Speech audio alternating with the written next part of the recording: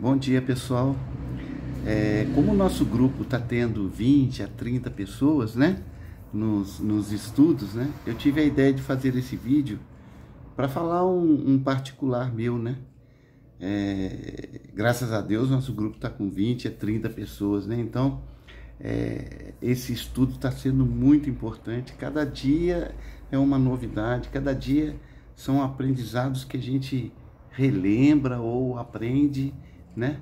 E isso vai fazer com que o grupo fique sintonizado para quando no trabalho presencial a gente possa trabalhar na mesma linha, né? Construir e receber nossos irmãozinhos ali, né?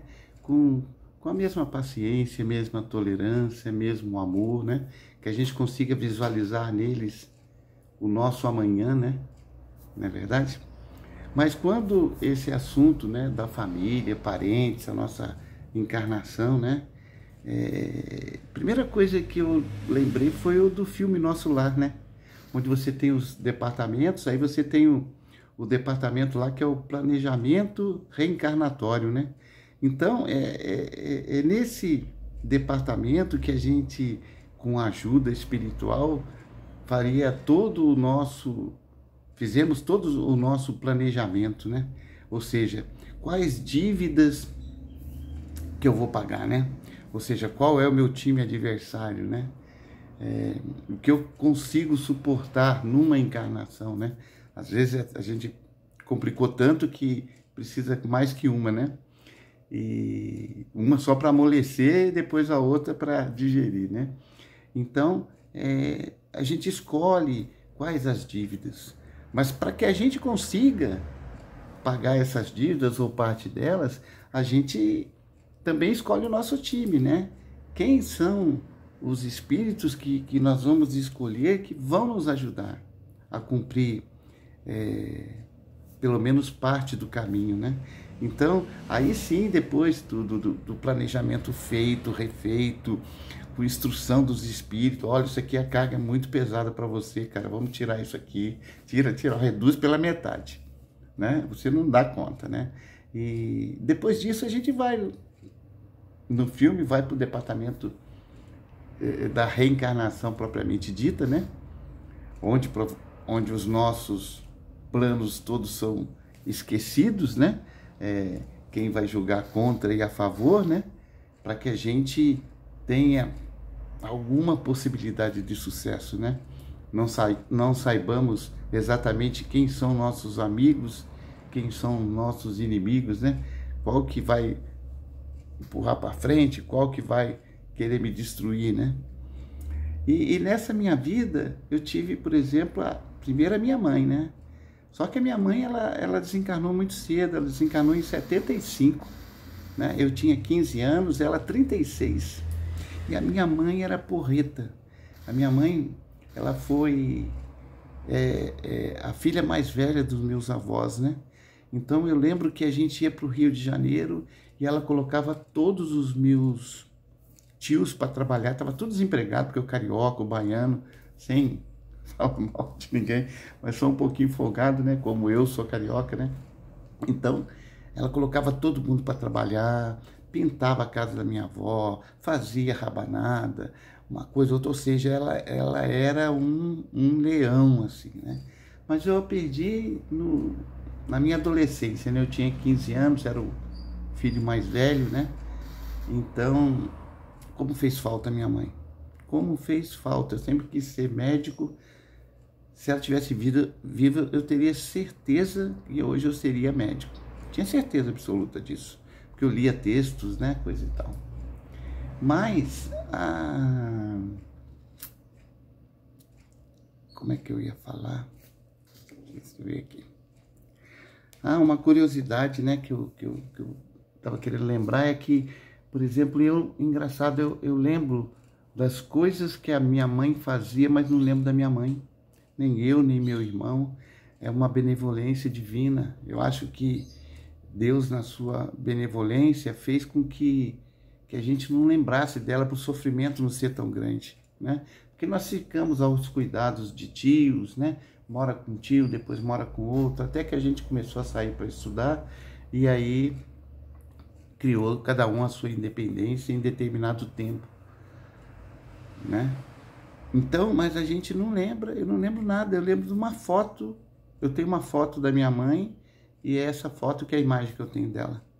Mas eu lembro do empadão que ela fazia, da rabanada que ela fazia, da polenta com carne moída e molho, né? Que era, antigamente, a criançada reclama hoje, mas isso era a mistura de antigamente, né? Então, assim foi a passagem da minha mãe, fez muita falta. Mas aí 9 anos depois, né, eu fiquei 9 anos solto, dentro desses 9 anos eu fiz o fundamental, o médio, e fiz a minha primeira faculdade, biologia, aqui em Taubaté. Aí eu conheci a minha esposa, né, a Márcia, que vocês conhecem. Eu garanto que 99% do que eu sou, eu devo a ela. 1% apenas das encarnações, né, anteriores, mas 99% a ela, com a sua bondade, com a sua luta, com os seus perdões sucessivos, né? E ela que me ajudou, né, nessa jornada, desde 84. Eu conheci a Márcia, namorei, noivei e casei em 9 meses. Aí casamos 9 meses. No dia que eu casei, 1 ano depois, nasceu a minha primeira filha. E aí vieram 4, né? Uma não é minha, mas aí vieram 3, mas essa que não é minha, considero como, uma hora eu conto essa história que é maravilhosa também. Mas, dessas 4 filhas, a caçula minha, olha, eu sou capaz de apostar que é a encarnação da minha mãe. Por que eu falo isso? Porque ela é muito autoritária comigo. Ela tem os trejeitos da minha mãe, da Umbanda, sabe? Ela é cheia dos trejeitos dela, não faz nada sem acender uma vela.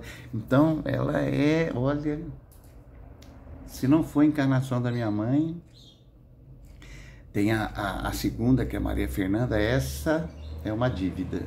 Porque ontem mesmo nós fomos no supermercado comprar alho. E nós brigamos no meio do caminho, por ela achar que prioridade era uma coisa e outra. Brigamos assim, né? Lógico que somos seres humanos, né? Brigamos de posições diferentes e um não conseguia convencer o outro. É impressionante isso. É difícil, é muito difícil. Então, essas 4 filhas, né, que vieram, nos mostra que as minhas dívidas estão aqui em casa, estão no lar, muitas delas, e amigos próximos, né, que participam ao longo da nossa encarnação, como meus cunhados, né, meus tios, meus primos, né? Mas nessa pandemia, por exemplo, mostrando que não adianta você fugir, cara. É o que eu falei ontem, se você fugir, a dívida fica maior, os juros é maior, a gente tem que enfrentar, né? E nessa pandemia, onde a gente teve que ficar juntos, parece que cada um andou com uma bandeirinha branca assim, ó. Paz nesse momento, paz nesse momento. Mas foi, graças a Deus, passamos por uma pandemia assim de sucesso, se conhecendo, se tolerando, né? Mas veja que é isso mesmo. De repente, a nossa família biológica, né, pode até não ser a família espiritual, né? Mas é ela que está envolvida com o nosso desenvolvimento, com as nossas dívidas, para com ela que a gente tem as nossas primeiras responsabilidades, que a gente testa as nossas aprendizagens, né? Mas eu vou falar, não é fácil. Eu me sinto assim como um gladiador que está numa arena e do outro lado tem 4 filhas, a esposa e agora uma netinha também, né? Porque se vocês querem saber, olha, a netinha, 4 anos.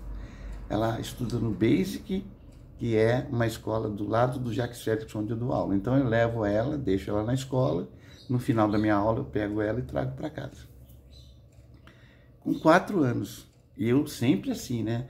Na hora do intervalo, eu não sou de comer merenda nem nada, mas aí eu vou lá porque tem uma banana, uma maçã, uma laranja. E aí eu pego para levar para ela. E ela chega, pá, vô, qual é a surpresa? Aí era uma maçã, um doce, alguma coisa assim. E aí no volta às férias eu pergunto para ela. Fala, e aí, Amorinha? Amora o nome dela. Amora. E aí, Amorinha, como é que foi a volta às aulas? Só vou contar lá em casa uma vez só. Você com 4 anos, como é que uma menina de 4 anos, sabe, responde pro vô que faz tudo que ela quer, protege ela, né? De tudo, de todos, né? Faz as vontades, né? Então você vê, né? Então é uma experiência de vida, só que eu queria compartilhar com vocês, meus amigos aí do grupo. Um beijão para todos.